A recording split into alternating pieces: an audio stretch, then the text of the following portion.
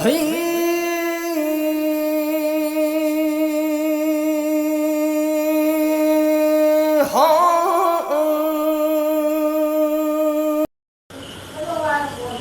asigi wahang asina maitai aikoina tha masing thibasi karamba thadagi haugadagi habasim danga takpiramom masigi khunaida yamna chayetna leiriba wafam amani khunai asina tha thibasi sajibu kalen inga ingen thawa langban mera hiangai poinu watching phaire lamta haina thi masih aku sedang ngalingi dah tiba ya orang gelap ni.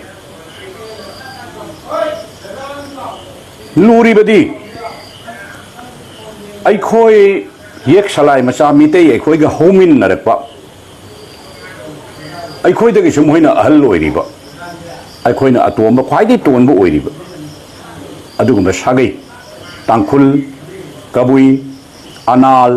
maring, mau, maram. Nungak, koiren, moyon, monsang, tarau, lamkam, sothe, asina singba.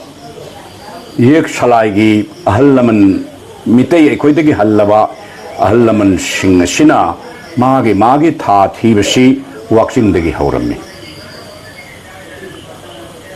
Ai khu sungak tabangam de yek salai macha su oiriba homin kaminar ko su oiriba akoi de su ahal oiriba. Makhoi sing aduna wakching dagi tha si hana thirmi akoi mitai na sajibu da kamdau na thirurimno homin kamin narak bamuhoi ga tha thiba karigi manadri no haiba si thamoi da hangba angak pa chayet na bawang ama oiri adu yamna kupna thijin jaruba matamda wakching da tha thiba howsidi masidi sama da sama summe haina lobutai karigino haragadi ipa ipuna inga kumtam ingen kumkhaya dana thambirami haibadi ingen thawan langban mera hiangai poinu tha taruk asi kumtam thani wakching phairen lamta sajibu kalen inga tha taruk asina kumtam thani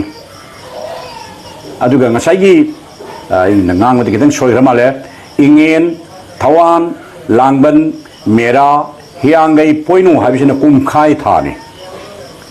kumtam tha da tha taruk kumkhai tha da tha taruk khaidok mitei pai pu singna imalon gi phajagraba londa da inga kumtam ning ingen kumkhai aidana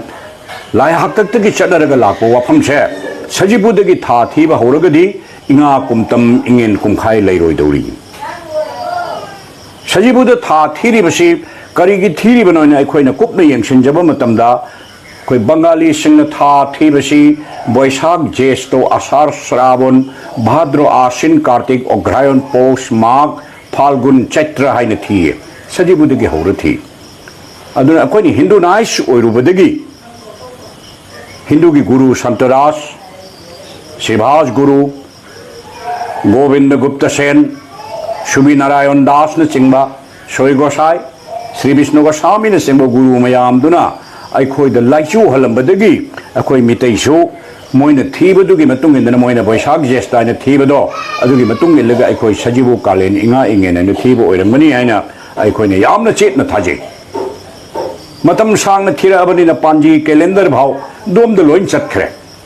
होजी walking दगी थीने बहोनरकपदा अंगक फंगना यनानिंगाई ओइरी पांजी करम न इदौरी calendar कमदम फोंगदौरी यामना हंगनिंगाई ओइबो वहंग ओइरी अदुबो चाम येनरबसु चही तरा येनरबसु assume hybrid Sumana लेगनी अरानबन लामना लेगनी walking दा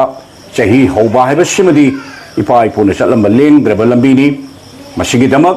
आई खोंफम चेतना लेपचरी लोइनना सजीबुदी चैरावबनी चही हौबा नते लाइथौनी walking दी चैहौबनी walking चैहौबा Sajibu चैरावबा भी लाइगी थबकनी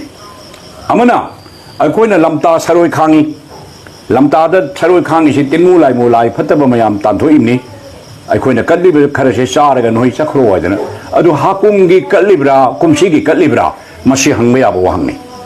ꯑꯩꯈꯣꯏꯅ ꯀꯠꯂꯤꯕꯁꯤ ꯍꯥꯀꯨꯝꯒꯤꯗꯨ ꯅꯠꯇꯦ ꯍꯥꯀꯨꯝꯒꯤꯗꯤ ꯂꯣꯏꯈ꯭ꯔꯦ ꯍꯥꯀꯨꯝꯒꯤ ꯂꯝꯇꯥꯗ ꯀꯠꯈ꯭ꯔꯕꯅꯤ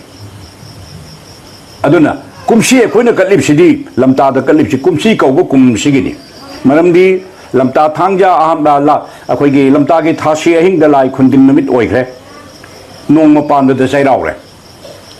aduna lamtagi thasi gi ahing sida lai khundin oirega nong pab da chairau ri ni aduna lamtagi thasi sida singthek singtha ba numit aidana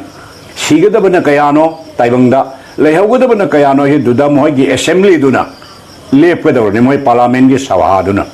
madu leptring da akoina saroi khangi se pai bungo saroi ngaro punama lining thau lai mi punama akoi bu singthek pada yawan binu haibade shibade yawan binu singtha bada thambiramu punsi nong sang pibiramu aidana niraga katpa sakthani aduna akoi saroi khang basina so khoi leng da khudam oiri akoi wakching degi tha thiba hogada bani haina makha taba wari di yamna sang na ngangningai ge machak marang kaina lejari matang chana phongdok chake